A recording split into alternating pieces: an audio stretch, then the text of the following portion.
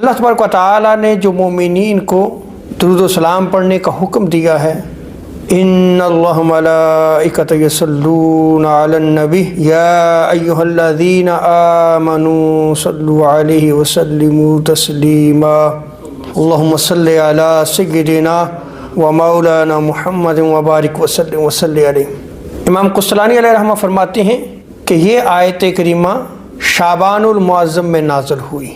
سو جو آقا علیہ السلام کا قرب چاہتا ہے، حضور علیہ السلام کے ساتھ تعلق حبی کو قائم کرنا چاہتا ہے، تو اسے چاہیے کہ وہ حضور علیہ السلام پر اس ماہ مقدس میں کثرت سے درود و سلام پڑھے۔ اکابر اولیاء اور صلحائے امت کا اس شعبان المعظم میں معمول ہوتا تھا کہ جہاں کثرت سے نیکیاں کرتے، روزے رکھتے، وہاں پہ درود و سلام کی جو ہے وہ کثرت کیا کرتے تھے۔